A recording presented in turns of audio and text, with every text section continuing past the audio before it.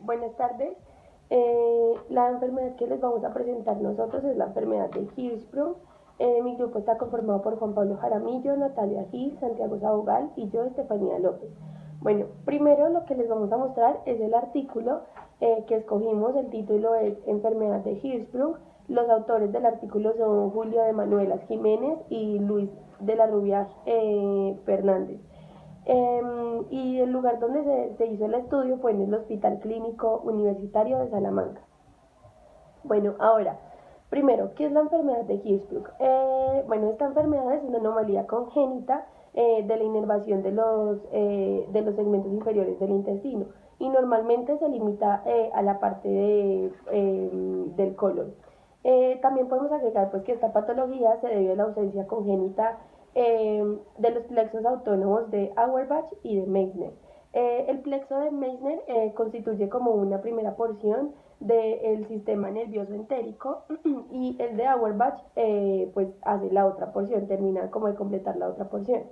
En esta enfermedad entonces hay ausencia como de estos dos plexos autónomos que en sí son como las células que llegan a la parte del intestino que vienen de la cresta neural. Y la ausencia de estos dos plexos o de estas dos células se le conoce como aganglionosis.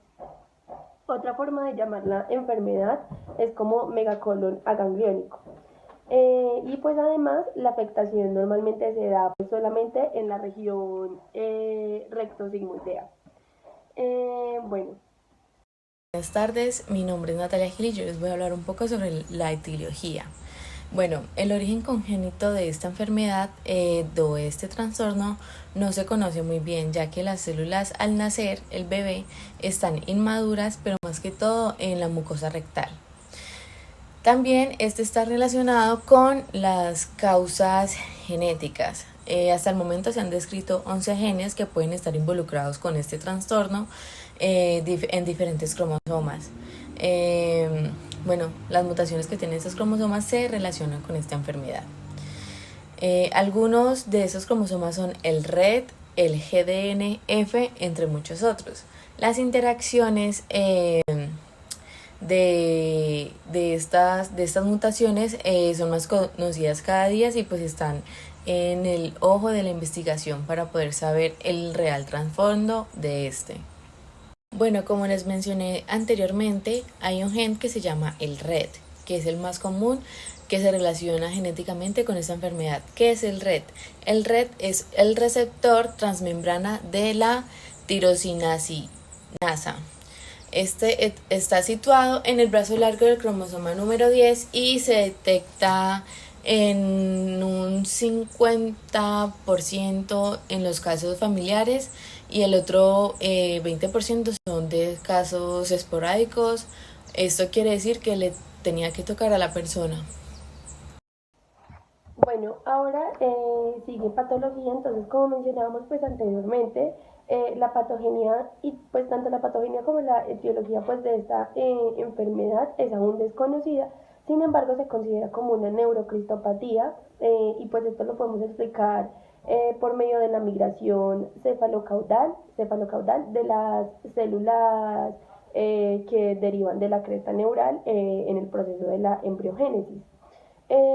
Bueno, es importante recordar y destacar que normalmente los neuroblastos se sitúan como tal en la parte del intestino entre la cuarta a la 12ª semana de gestación. Y digamos como que en este lapso de tiempo ya es como tal como finalizan la colonización y se sitúan como tal en el recto fetal. Bueno, esto es algo que pasa normalmente. Sin embargo, cuando hay presencia de la enfermedad de Hirschsprung, pues esto no sucede. Digamos, hay una mala migración o no hay migración, o no se pueden adherir al colon o a la pared intestinal o algo, las células se destruyen o algo. Bueno, la enfermedad también se asocia a pues, a alteraciones moleculares de la matriz extracelular de la pared intestinal. Y lo que hacen es que no permiten que las células que vienen de la cresta neural se adhieran o se sitúen pues, en el intestino. O también puede que las células ganglionares se destruyen por los fenómenos inmunitarios del cuerpo. Entonces puede ser que no reconozca, digamos, estas células del cuerpo o que digamos como algo de defensa se destruyan ellas mismas. Bueno, otro factor al que se asocia también es, digamos, como un defecto en el desarrollo y que afectaría pues como la migración y la inervación de la musculatura de la pared intestinal. Y bueno, y digamos si hay una incorrecta inervación del músculo liso, pues esto afectaría la viabilidad o el paso como de las células ganglionares pues a la adherirse al intestino. Bueno, compañeros, mi parte correspondiente a explicar ahora es la epidemiología. La epidemiología la vamos a ver básicamente en tres partes. La primera es la clasificación, la segunda, em, la frecuencia y por último, pero no por eso menos importante, será las asociaciones como tal. Entonces ahora vamos a explicar la clasificación. La clasificación podemos dividirla en dos partes. La primera como el límite inferior del ganglionismo, que sería el esfínter anal interno, la cual es constante. El límite superior, por otra parte, el límite superior es variable y además de esto, pues nos sirve para clasificar la enfermedad de Hirschsprung. La enfermedad de Hirschsprung más frecuente que encontramos es la de segmento corto, la cual representa un 80%, que este ganglionismo no se extiende más allá del sigma. Y podemos resaltar que de este 80% encontramos que existe una clase que se llama segmento ultracorto o justanal, cuando el ganglionismo solamente ocupa el recto distal por debajo del suelo de la pelvis. Y por otra parte encontramos la otra cara de la moneda, el segmento largo, que corresponde a un 20% y se explica cuando el aganglionismo es proximal al sigma. Y también podemos decir de esta que en una parte del grupo corresponde a un defecto que ocupa todo el colon, es decir, la enfermedad de Hirschsprung colónica, pero también todo el intestino, la enfermedad de Hirschsprung a nivel intestinal. Bueno, las formas en que una porción del colon eh, está agangliónico proximal a un segmento normal son muy controvertidas. Bueno, ahora pasamos a la parte de la frecuencia. En la parte de la frecuencia yo quiero que hagamos énfasis en la diapositiva, porque en la diapositiva podemos encontrar primero su incidencia en todo el mundo, que es básicamente un caso de cada 5.000 en todo el planeta. Sin embargo, sí cabe resaltar que puede variar según su región de procedencia. Por ejemplo, en los países de América Latina, en los países de habla hispana, encontramos que encontramos un caso, o sea, sí, 1,0 de cada 10.000. Encontramos ahora en el continente europeo, específicamente la cantidad que mayor aporta es del sudeste de Europa, aporta un 1,5 de cada 10.000 casos. La población afroamericana aporta 2,1 de cada 10.000. Y por último, encontramos también la población asiática, que podemos decir que aporta 2,8 casos de cada 10.000. Esa es como la cantidad como tal. Sin embargo, no solamente ellos los podemos resaltar, ya que en algunos grupos cerrados, como los menonitas de Pensilvania, que son como un grupo religioso, llega uno por cada 500. Entonces, también podemos resaltar que la incidencia de sexos puede variar según la extensión del ganglionismo, también por su asociación a diferentes síndromes.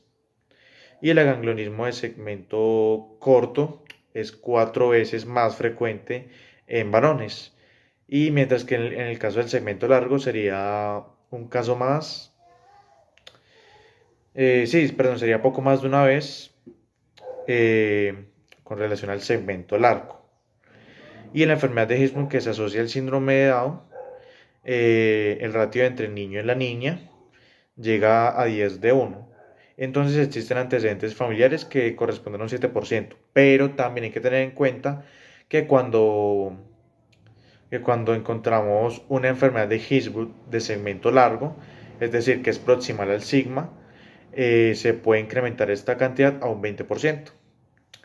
Bueno, ahora ya para terminar la parte de de la epidemiología, yo quiero explicar las asociaciones. Entonces, la enfermedad de Hirschsprung pues ocurre de forma aislada en un 70%. Acá tengo que mencionar que la figura de la diapositiva, pues sí hay un pequeño error, ya que acá en esta nos dice que es un 80%, pero puedo confirmarles de que no es así, que en realidad es un 70%. Eh, las, enf- las, sí, las enfermedades de Hirschsprung de segmento corto, ¿no? Principalmente. Y en el 30% restante aparecen otras anomalías congénitas. ¿Eso qué quiere decir entonces? Básicamente, en un 12% encontramos cromosomopatías. De esas cromosomopatías, la que más podemos resaltar en este caso es el síndrome de Down, ¿no? Y el otro 18% restante, pues podemos relacionarlas con otras alteraciones sindrómicas o distintas alteraciones aisladas. Entonces, al reconocer todas estas asociaciones, tiene mayor importancia para el pronóstico del consejo genético y la exploración de genes candidatos. Entonces, entre los síndromes que podemos mencionar, pues básicamente tres de ellos son como los más importantes. El primero sería el síndrome de neoplasia endocrina múltiple tipo 2 y carcinoma medular del tiroides familiar. Podemos encontrar también un neuroblastoma cono sin síndrome de hiperventilación, las anomalías pigmentarias, inclusive también el síndrome de Jun. Bueno, y para finalizar en la parte epidemiológica, pues también tenemos que resaltar numerosas anomalías aisladas, pero esto ¿qué pasa? Que esto afecta a todo un sistema, ¿sí? Todo un sistema y aparatos también. Junto a la enfermedad de Hirschsprung, que la que más aporta o la que más es común es la enfermedad de Hirschsprung gastrointestinal. Esta es la más frecuente. Sin embargo, también hay otros sistemas que también están involucrados. Los principales pueden ser el sistema neurológico, el sistema genitourinario, el sistema musculoesquelético, las dismorfias faciales también las podemos involucrar acá. También las dermatológicas, del metabolismo de las grasas, la resistencia a insulina y otras más. Y ya por último, pues toda esta patología acompañante conlleva la realización de diferentes estudios radiológicos, ¿sí? Pero no solamente eso, sino que también podemos realizar estudios ecográficos, de cariotipo, genéticos, inclusive también en ocasiones se debe consultar a expertos en lo que corresponde a dismorfología, perdón, y síndromes. Y ya una vez dicho todo esto, le daré el paso a la palabra a mi compañera. Ahora bien, les voy a hablar un poco sobre los síntomas y signos de esta enfermedad. Los síntomas de esta enfermedad de Hirschsprung varían según la gravedad de la afección del paciente. Por lo general, los síntomas y signos aparecen un poco después del nacimiento, aunque a veces estos no son tan evidentes hasta que pues pasa una cantidad de tiempo considerado. Bueno, primero tenemos la distensión abdominal, que es la que se produce por la inflamación intestinal, o también se le puede decir como el estómago de balón, creo. Tenemos la emesis, que la emesis quiere decir que es un vómito, y entonces el paciente expulsa sustancias de color verdes o tonalidades café. Tenemos la constipación, que es básicamente el estreñimiento de gases y de la popó acumulada en el intestino. Tenemos, o en otro caso, tenemos también la diarrea. Quinto sería el retraso, que es más común en los bebés, ¿no? El retraso a expulsar el menconio. ¿Qué es el menconio? Que es la incapacidad de expulsar la materia fecal después de 24 horas. Es esta, que es de color un poquito como café, si no estoy mal. También tenemos, ya que el paciente ha sufrido sobre la distensión, la emesis, la constipación y el retraso del menconio, él se va a encontrar en un estado de astenia y adinamia, ¿Qué es la distenia? La distenia es el cansancio y la falta de energía, y la dinamia es la debilidad que tiene el paciente a generar todos estos síntomas. Gracias. Y bueno, a continuación yo les voy a hablar del diagnóstico de esta enfermedad. Primero que todo, sé decir que esta enfermedad es posible que los casos no se diagnostiquen hasta que el bebé ya sea más grande. Bueno, durante el examen físico se pueden sentir las asas intestinales del abdomen hinchado.